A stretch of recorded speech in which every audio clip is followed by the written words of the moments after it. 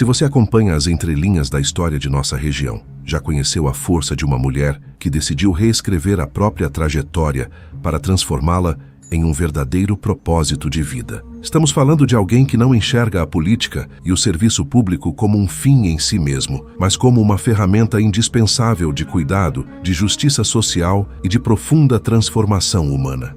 Em um mundo onde muitos buscam apenas o sucesso individual, ela escolheu o sucesso coletivo. Este é o raio-x de Renata da Aguiar para o Folha de Águas Lindas. A verdadeira essência de um ser humano raramente é forjada nos momentos de conforto. Ela é esculpida na disciplina, nas renúncias e, acima de tudo, nos valores que são transmitidos antes mesmo de termos idade para compreender a complexidade do mundo. A história de Renata começou longe do Planalto Central, no Rio de Janeiro. Desde os seus primeiros passos, ela foi inserida em um ambiente que exigia o máximo de sua capacidade. Mas a desistência nunca foi uma opção em seu vocabulário. Cada lágrima derramada sobre um caderno aberto era convertida em combustível. Ela agarrou aquela pressão como um desafio pessoal, o primeiro grande teste de resiliência que a vida lhe impunha. Contudo, a lição mais valiosa de sua juventude veio de dentro de casa, de sua mãe. Em um momento de profunda conexão, sua mãe plantou em seu coração uma semente, uma frase que se tornaria a bússola moral de toda a sua existência. Quanto mais abençoada é uma pessoa, maior é a sua responsabilidade social. Essa não era apenas uma frase de efeito, era um mandamento. Naquele exato instante, uma cortina se abriu. Renata compreendeu que qualquer privilégio, qualquer talento, qualquer inteligência ou oportunidade que recebemos da vida não nos pertence de forma exclusiva. Esses dons nos são emprestados para que possamos servir de ponte para aqueles que não tiveram a mesma sorte. A verdadeira felicidade, ela descobriu ali de forma precoce e definitiva, não reside no que acumulamos para nós mesmos, mas naquilo que somos capazes de doar. A semente do propósito havia sido plantada em solo fértil e, a partir daquele dia, germinaria de forma irreversível. Movida por essa convicção, Renata sabia que precisava construir ferramentas próprias para causar um impacto real no mundo. A boa vontade por si só não muda estruturas. É preciso conhecimento, poder de ação e independência. Foi assim que, ainda muito jovem, ela tomou uma das decisões mais difíceis de sua vida. Enquanto muitos de sua idade aproveitavam a efervescência da juventude, os encontros com amigos, as festas e a leveza de não ter grandes responsabilidades, Renata escolheu o isolamento voluntário. Ela trancou-se em seu próprio mundo, abdicando de fins de semana, de feriados e de momentos de lazer. Foi uma dedicação quase espartana, estudando dia e noite, desafiando os próprios limites físicos e mentais. O objetivo era claro e inegociável: a aprovação em um dos concursos públicos mais difíceis e concorridos do país. E o sacrifício feito no silêncio de seu quarto ecoou na forma de uma vitória estrondosa. Aos 23 anos de idade, Renata foi aprovada para o cargo de auditora do Tesouro Nacional. Mas essa conquista exigia um preço: deixar tudo para trás. Com as malas feitas, uma mistura de medo e coragem pulsando no peito, ela despediu-se de sua terra natal e embarcou sozinha para Brasília. Chegar à capital federal, com a sua arquitetura monumental, seu céu infinito e seu peso burocrático, pode ser intimidador para qualquer um. Mas ela chegou com a força de quem sabia que estava ali por um motivo muito maior do que a estabilidade profissional. Como auditora federal de Finanças e Controle, Renata ostenta um currículo de altíssimo nível. Ela não parou no tempo. Buscou aperfeiçoamento contínuo, tornando-se mestre em economia por uma das instituições mais respeitadas do país, o IDP, e cruzou o oceano para se formar em gestão pública pela lendária École Nationale d'Administration, na França, a mesma instituição que formou alguns dos maiores líderes globais. No entanto, o conforto do ar-condicionado nunca foi o seu objetivo final. Todos esses diplomas, todas as teorias econômicas e de gestão pública não a afastaram da realidade das ruas. Muito pelo contrário, eles afiaram a sua percepção. Ela sentia que a engrenagem da máquina pública, por mais eficiente que tentasse ser, muitas vezes não alcançava o chão de terra batida, não enxergava o rosto dos invisíveis. Faltava a poeira, faltava o contato humano, faltava a ação direta que a lição de sua mãe lhe cobrava silenciosamente todos os dias. O destino encarregou-se de colocar as peças no lugar. A verdadeira virada de chave, o momento que dividiria a vida de Renata entre um antes e um depois, aconteceu de forma inesperada. Durante um almoço corriqueiro, uma amiga fez-lhes um convite que soava simples, mas que carregava o peso de um chamado: visitar a Estrutural. Para quem não conhece a fundo a história do Distrito Federal e entorno, a Estrutural abrigou durante décadas o maior lixão a céu aberto de toda a América Latina. Um oceano de resíduos onde milhares de famílias construíram suas vidas à margem da sociedade, buscando a sobrevivência no que os outros descartavam. Quando Renata pisou naquele solo, quando seus olhos encontraram a magnitude daquela desigualdade social nua e crua, o choque foi absoluto. A teoria econômica perdeu o sentido diante da escassez. A gestão pública europeia parecia distante perante a falta de estrutura básica. Ali no meio daquela realidade tão dura, olhando para os rostos de mulheres e crianças que o sistema parecia ter esquecido, o vazio em sua alma foi preenchido por uma compaixão profunda e uma clareza avassaladora. Ela finalmente entendeu a razão de ter estudado tanto.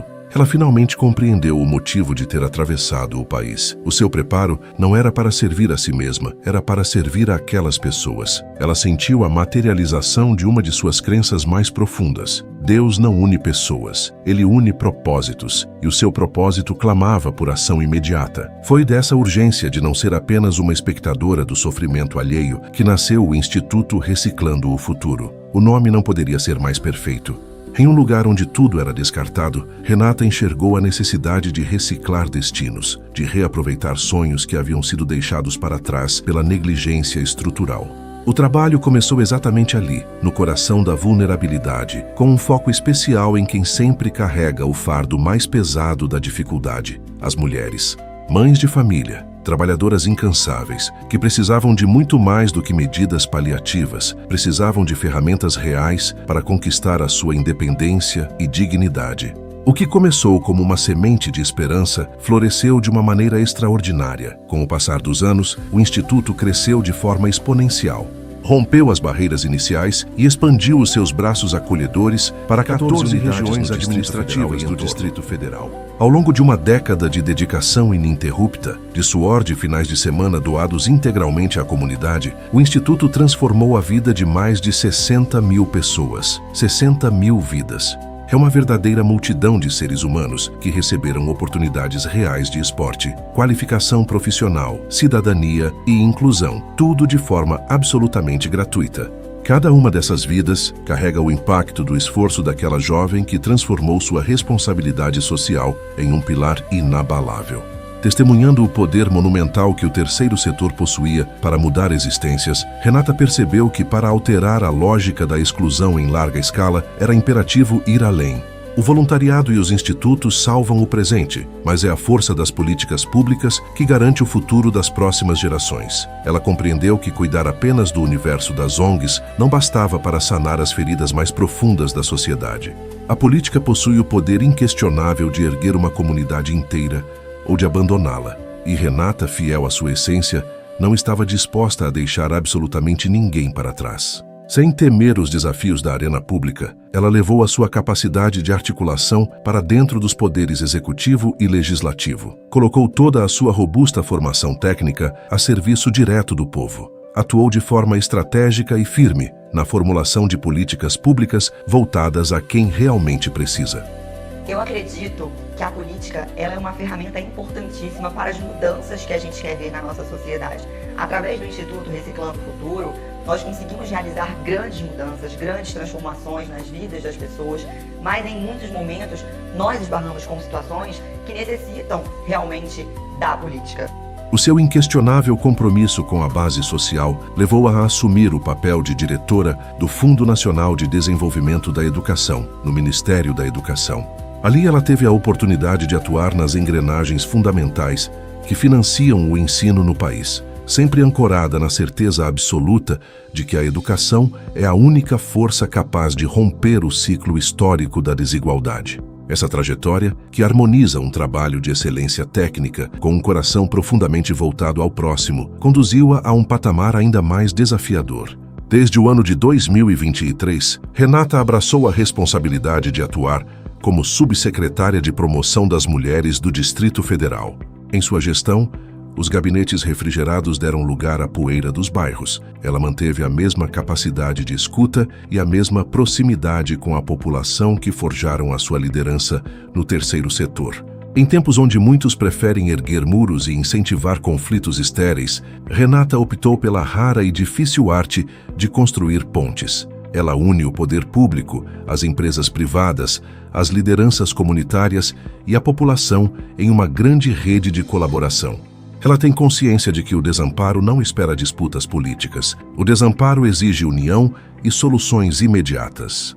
Essa nossa luta em prol do fortalecimento da mulher é uma luta em prol da família, que a gente nada mais está do que discutindo políticas que fortaleçam o vínculo familiar, porque a mulher, ela é o principal pilar da família. Ela é a base. É a base, é quem cuida, é quem vai cuidar dos idosos, é quem cuida dos filhos, é quem cuida dos animais de estimação, é quem cuida das crianças especiais. E se essa mulher ela não estiver forte, se ela não estiver bem, o que vai ser dessa família? Ao ser questionada sobre o amanhã e sobre o horizonte que deseja alcançar na próxima década, a sua visão é o reflexo mais límpido de sua jornada. Seu propósito não reside na busca por aplausos efêmeros. O seu grande sonho para os próximos 10 anos é pavimentar ativamente o caminho para uma cidade indiscutivelmente mais justa. Ela projeta um cenário onde organizações sociais trabalhem lado a lado com um Estado resolutivo e onde o ensino deixe de ser um mero protocolo para se tornar o grande motor da transformação de destinos. Mas acima de qualquer outra ambição, Renata dedica cada minuto de sua vida pública a um legado imensurável: criar um cenário onde a independência econômica e a dignidade das mulheres não sejam privilégios de poucas, mas a realidade inegável de todas. Ela traz como bússola a certeza de que empoderar uma mulher é salvar uma família inteira e elevar toda uma comunidade. Porque, como a sua própria história documenta todos os dias com ações reais, quando uma mulher decide avançar, ela não caminha sozinha. Toda a sociedade avança junto com ela. Este foi o Raio-X de Renata da Guiar para o Folha de Águas Lindas. Deixe nos comentários quem você quer ver na próxima edição.